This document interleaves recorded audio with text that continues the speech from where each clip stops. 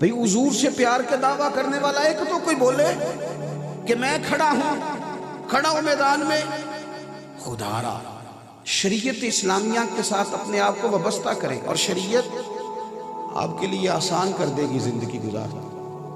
جتنے ہم الجھ گئے ہیں نا، جتنے قرضوں کے نیچے دب گئے ہیں، ایک شادی کی اور سارا خاندان قرضہ اتار رہا، یہ ہمیں آزاد کرے گا دین، ہم بچ جائیں گے۔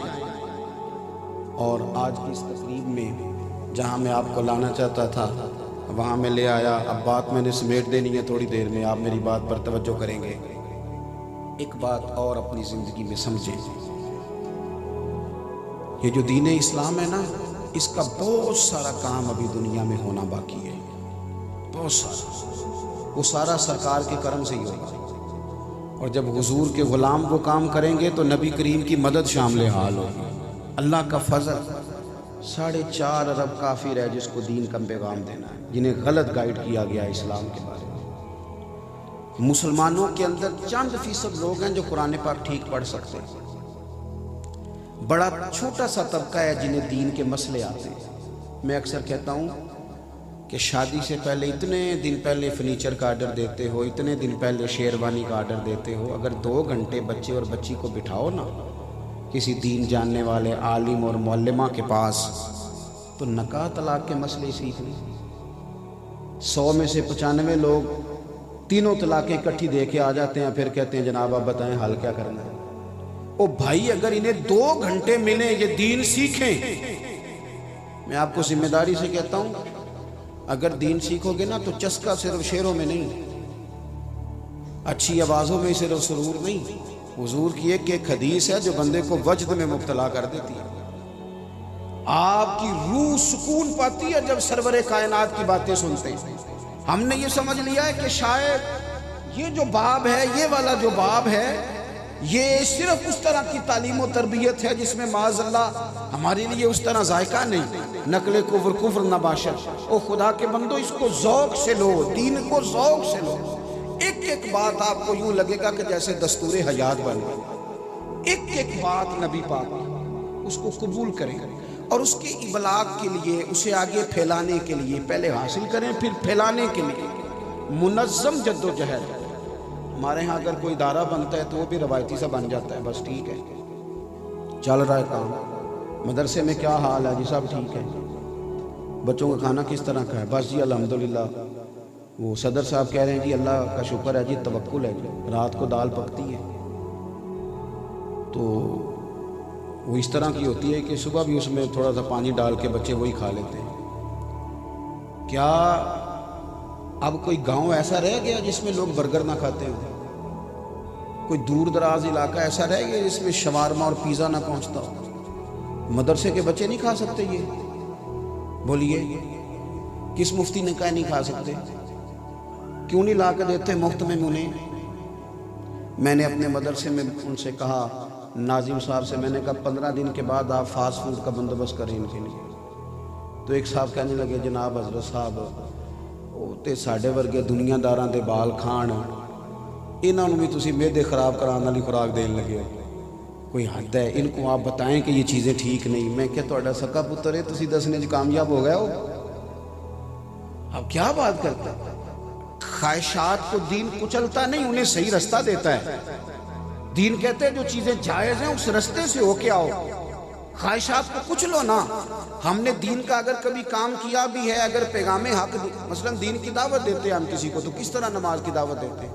اور آ جایا کرو کدی مسیتے کنے پیسے کتے کھڑنے نہیں، تو اس طرح وہ آ جائے گا، وہ کہندا ہے تو اپنی قبریں پینا ہے تے میں اپنی پینا تو موج کر۔ میں کہتا ہوں دوستوں کو کہ 50,000 روپے کی ضرورت پڑ جائے نا کبھی کسی سے ادھار، تو بندے ٹیلی فون کر کے ڈائریکٹ پیسے نہیں مانگتے، کہندے بھائیا کتنے میں کم پہ گیا سی؟ وہ کہندا یار تو دس میں تے بڑی دور ہاں، کہندا تو 2 بجے مل پاویں میں تینوں فون تے نہیں دس سکدا، وہ تو دس یار میں تو پتہ نہیں کدوں ہونا، اور تو سویرے مل لئی، پھر فون ملاقات کر کے بھی فوراً پیسے نہیں مانگتے، پھر بھی منت کرتے ہیں، کہتے ہیں بڑی ضرورت ہے، تیرے بغیر بات کوئی نہیں سنتا۔ اتنی جدوجہد کر کے پھر وعدہ بھی دیتے ہیں وقت پہ لوٹا دوں گا، بڑے آخر میں جا کہتے ہیں وہ 50,000 کی ضرورت تھی۔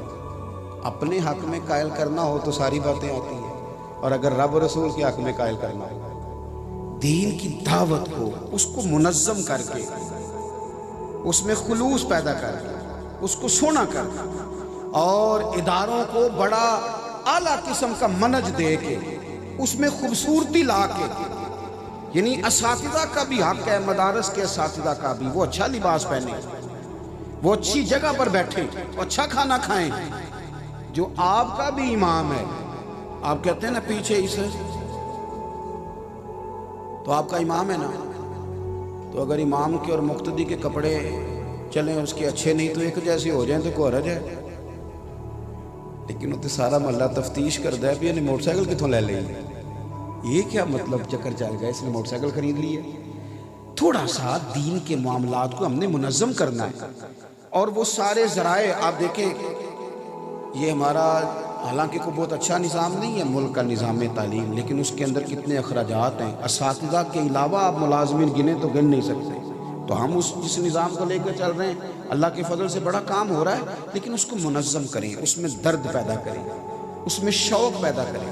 پرانے جتنے مدارس تھے وہ علماء نہیں بناتے تھے، علماء پڑھاتے تھے، مدارس تو نواب بناتے تھے، سیٹھ صاحب بناتے تھے، عالی شان مدرسہ بنا کے عالم سے کہتے تھے آئیے اور پڑھائیے، آپ کو کوئی دقت نہیں ہوگی، کچھ نہیں کرنا پڑے گا، آپ بتائیے کون سی کتاب چاہیے ہم فراہم کریں گے۔ بڑے بڑے لوگ یہ کام کرتے تھے، اس میں درد لائیں۔ میں نے بات سمیٹنی ہے، ایک گویہ تھا، اس کا نام زازان تھا، آواز بڑی سریلی تھی۔ ایک جگہ وہ معاذ اللہ گانا گا رہا تھا، وہاں سے حضرت عبداللہ ابن مسعود گزرے رضی اللہ تعالی عنہ، اور حضرت عبداللہ ابن مسعود وہ خوبصورت صحابی ہیں کہ میرے محبوب کریم علیہ السلام نے فرمایا ان سے قرآن سیکھا کرو، یہ اس طرح پڑھتے ہیں جس طرح میرے اوپر نازل ہوا ہے۔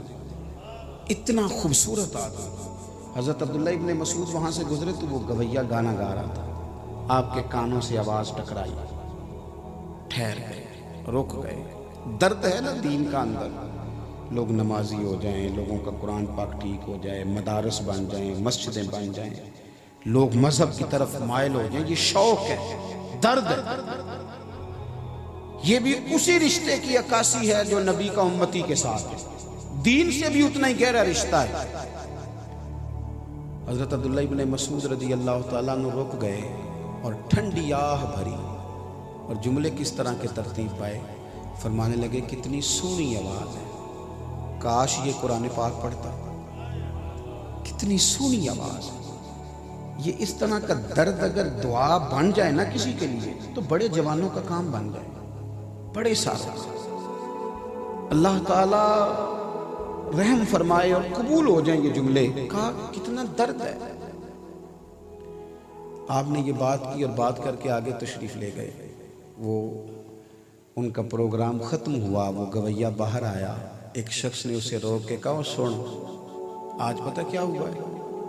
اس نے کہا کیا ہوا ہے؟ کہا آج حضرت عبداللہ ابن مسعود گزرے تھے، تیری آواز کانوں سے ٹکرائی، انہوں نے بڑے درد سے کہا کتنی سونی آواز، کاش قرآن پاک کی تلاوت کرتا۔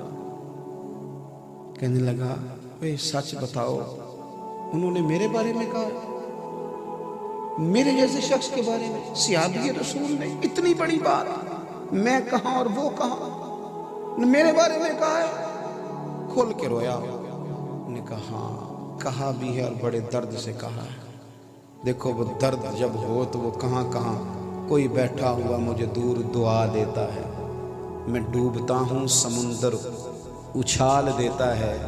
تھوڑی دیر رویا، پھر 1 منٹ میں اس نے فیصلہ کیا، کہنے لگا بتاؤ ان کا گھر کہاں ہے؟ لوگوں نے کہا فلاں محلہ، فلاں گلی، فلاں کونے میں۔ دوڑا گیا، دروازے پہ دستک دی، آپ تشریف لائے، دیکھ کے پھر رویا، پیروں میں بیٹھ گیا، فرمایا بیٹے کون ہو؟ کہنے لگا حضور میں وہی ہوں جس کے بارے میں آج آپ نے کہا تھا کاش یہ قرآن پاک پڑھتا، میں آ گیا ہوں، پڑھائیں مجھے قرآن پاک، اب میں قرآن پاک ہی پڑھوں گا۔ دوستو اگر ہمارا یہ والا درد ہو جائے نا، واز رہ گئے، تقریریں لمبی رہ گئیں، اس میں نصیحت کم ہو گئی، بہت اچھی آوازیں